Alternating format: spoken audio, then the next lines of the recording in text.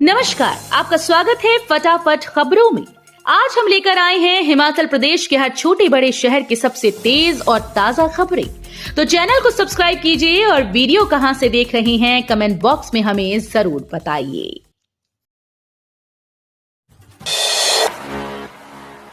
CM Sukhu बोले, हिमाचल में carp मछली पालन 7,367.03 मीट्रिक टन पहुंचा।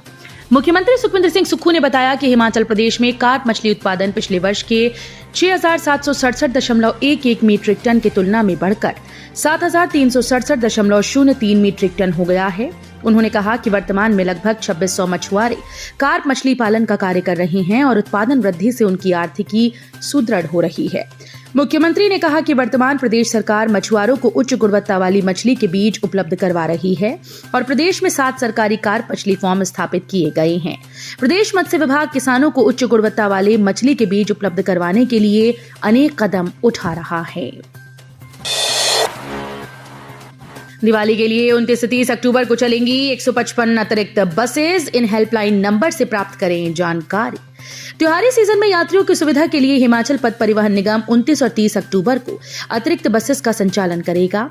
दिवाली पर दिल्ली, चंडीगढ़ और बद्दी से 155 अतिरिक्त बसेस प्रदेश के विभिन्न जिलों के लिए चलेंगी। उसके बाद दिवाली के अगले दिन ये बसेस दिल्ली और चंडीगढ़ के लिए रवाना होंगी। पहली बार इन अतिरिक्त बसेस में यात्री सीटों की बुकिंग ऑनलाइन कर सकेंगे। किस रूट पर कितने बजे कौन सी अतिरिक्त बस रवाना होगी, इसकी जानकारी निगम के कंट्रोल रूम पर उपलब्ध होगी।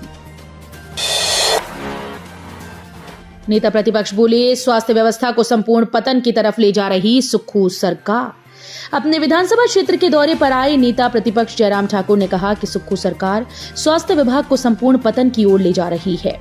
लोगों का स्वास्थ्य सरकार की प्राथमिकता में है ही नहीं। अब सरकार की नाकामी, तानाशाही और हठधर्मिता के चलते हिमाचल प्रदेश को 63 विशेषज्ञ डॉक्टर्स नहीं मिल पाएंगे। इसका नुकसान आने वाले समय में प्रदेश को होगा। सिर्फ स्टाइपेंड न देने की वजह से ऐसी स्थिति आई है।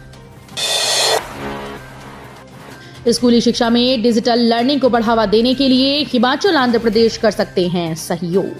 समग्र शिक्षा हिमाचल के परियोजना निदेशक राजेश शर्मा ने कहा कि आंध्र प्रदेश और हिमाचल प्रदेश स्कूली शिक्षा में डिजिटल लर्निंग को बढ़ावा देने के लिए आपस में सहयोग कर सकते हैं।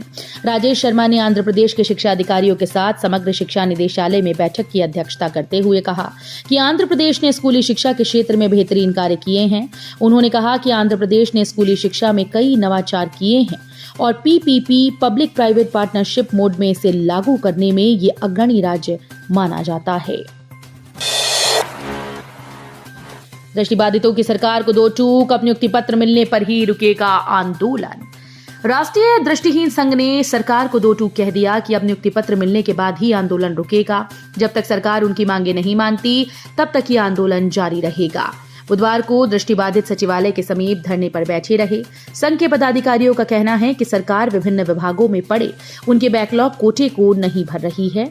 हालांकि मामले पर पहले उच्च स्तरीय बैठक हुई जिसमें विभागों ने मामले पर रोस्टर जारी करने की बात कही थी। हिमाचल में शूटिंग से रोजगार को मिलेगा बढ़ावा। हिम फिल्मोत्सव में द केरल स्टोरी के निर्देशक ने दिया सुझाव। भारतीय सिनेमा को बॉलीवुड और टॉलीवुड के नाम पर नहीं बांटा जाना चाहिए। फ्रांस और जर्मन की तर्ज पर एक देश एक सिनेमा यानी फिल्म जगत को भारतीय सिनेमा के नाम से ही पुकारा और पहचान मिलनी चाहिए। बॉलीवुड और टॉलीवुड के नाम पर केवल देश के सिनेमा जगत को बांटा जाना सही नहीं। द केरल स्टोरी व बस्तर जैसी फिल्मों के निर्देशक सुदीप्तो सेन धर्मशाला कॉलेज के सभागार में शुरू हुए 2 दिवसीय फिल्मोत्सव के दौरान विशेष अतिथि के रूप में अपने विचार व्यक्त कर रही थी। शुरू हुआ ढगवार मिल्क प्रोसेसिंग प्लांट का काम। 250 करोड़ होंगे खर्च। 5 जिलों से आएगा दूध। प्रदेश की बड़ी व महत्वाकांक्षी परियोजना मिल्क प्रोसेसिंग प्लांट ढगवार का काम शुरू हो गया है। ढगवार स्थित 6 पुरानी बिल्डिंग्स को हटाकर यहां आधुनिक मिल्क प्लांट का काम किया जा रहा है। इस मिल्क प्लांट पर 250 करोड़ रुपए खर्च किए जा रहे हैं। इस परियोजना से कांगड़ा, चंबा, ऊना, हमीरपुर और मंडी जिले के किसानों को लाभ होगा। हालांकि 4 लेन परियोजना के निर्माण के बाद अन्य जिलों से दूध लेकर यहां प्रोसेस करने का भी प्लान है। रिफाइन के 910 ग्राम पाउच में 560 ग्राम तेल कम सामग्री मिलने से डिपो धारक खफा। खाद्य आपूर्ति निगम के डिपो में निर्धारित मापतोल के अनुसार पूरा नहीं मिल पा रहा है, जिसके चलते डिपो धारकों को हर माह चूना लग रहा है। प्रदेश के घुमारवी क्षेत्र के बाद अब मंडी जिले के बाली चौकी क्षेत्र के एक डिपो में 910 ग्राम रिफाइंड तेल के पाउच में 530 ग्राम तेल निकला। डिपो धारक ने कम मात्रा के रिफाइंड तेल की वीडियो भी वायरल की। इसी माह बिलासपुर के घुमारवी ब्लॉक में सेव नामक स्थान पर उचित मूल्य की दुकान पर भी निगम के गोदाम से आटा व चावल कम भेजे गए। देवताओं पर विवादित पोस्ट पर एफआईआर। सोशल मीडिया पर हिंदू देवी देवताओं की आपत्तिजनक तस्वीर बनाने और अभद्र टिप्पणी करने के मामले में शिमला पुलिस ने एफआईआर दर्ज कर ली। संजौली मस्जिद विवाद पर आंदोलन करने वाले हिंदू संगठन हिमाचल देवभूमि संघर्ष समिति की शिकायत पर पुलिस ने ये कार्रवाई की। समिति के सह संयोजक मदन ठाकुर ने पुलिस थाना बालूगंज में इस बारे में शिकायत दी है। गगल एयरपोर्ट का नाम बदलने का प्रस्ताव, ये नाम रखने का है प्रपोजल। गगल हवाई अड्डे का नाम अब बदलकर धर्मशाला कांगड़ा एयरपोर्ट नाम रखने को प्रपोजल भेजा गया है। हालांकि पिछली मीटिंग में भेजे गए उक्त प्रपोजल पर अब तक कोई एक्शन नहीं लिया गया।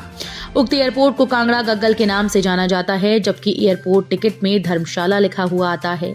ऐसे में पर्यटकों में भी असमंजस की स्थिति बनी रहती है, जिससे उन्हें परेशानियां झेलनी पड़ती हैं। इसके चलते धर्मशाला कांगड़ा एयरपोर्ट नाम किए जाने को सहमति बनाकर प्रपोजल स्टेट को भेजा गया। राज्य की कैबिनेट में सहमति मिलने के बाद इसे केंद्र सरकार को भेजा जाएगा। प्रदेश सरकार श्रेष्ठ रोगी नर्स अनुपात सुनिश्चित करने के लिए प्रतिबद्ध। मुख्यमंत्री ठाकुर सुखविंदर सिंह सुक्खू ने कहा कि मरीजों की सुविधा के लिए डॉक्टर यशवंत सिंह परमार राजकीय चिकित्सा महाविद्यालय नाहन, पंडित जवाहरलाल नेहरू राजकीय चिकित्सा महाविद्यालय चंबा और श्री लाल बहादुर शास्त्री राजकीय चिकित्सा महाविद्यालय एवं अस्पताल नैट चौक में रोगियों की सुविधा के लिए पर्याप्त स्टाफ और बुनियादी ढांचा सुनिश्चित करने के लिए हर संभव प्रयास किए जा रहे हैं। शिमला में पटाखों की बिक्री के लिए स्थान चिन्हित, अन्य स्थानों पर रहेगा पूर्ण प्रतिबंध। जिला दंडाधिकारी शिमला एवं उपायुक्त शिमला ने आदेश जारी करते हुए बताया कि आगामी दिवाली महापर्व के दृष्टिगत शिमला शहर और आसपास के क्षेत्रों में पटाखों और आतिशबाजी की बिक्री अधिसूचित स्थानों को छोड़कर अन्य स्थानों पर पूर्ण प्रतिबंध रहेगा। उन्होंने कहा कि ये स्थान ice skating ring Shimla, Baluganj खेल मैदान, छोटा शिमला की ओर पीडब्ल्यूडी पार्किंग से आगे संजौली में, त्रिलोक चंद शॉप के पास खलीनी बाईपास, हिमाचल प्रदेश विश्वविद्यालय ग्राउंड समर हिल शिमला, छोटा शिमला से कसुम्पटी की ओर सड़क पर खुली जगह, राजकीय वरिष्ठ माध्यमिक पाठशाला फागली शिमला के पास खुला मैदान, पंचायत ग्राउंड भट्टा कुफार सेक्टर 6 कंगनाधार न्यू शिमला के पास बस स्टैंड, तलाई मंदिर ग्राउंड मशोबरा, विकास नगर पुलिस चौकी के पास नई पार्किंग टुटू, रानी ग्राउंड कुसुम्पटी और पंचायत घर थड़ी शोगी को चिन्हित किया गया है। भूतपूर्व सैनिकों के भरे जाएंगे 171 रिक्त पद, 30 अक्टूबर को होंगे साक्षात्कार। इनोविजन लिमिटेड कंपनी सदर बाजार दिल्ली द्वारा भूतपूर्व सैनिकों के लिए 30 अक्टूबर को जिला सैनिक कल्याण ऊना में लिए साक्षात्कार आयोजित किया जाएगा।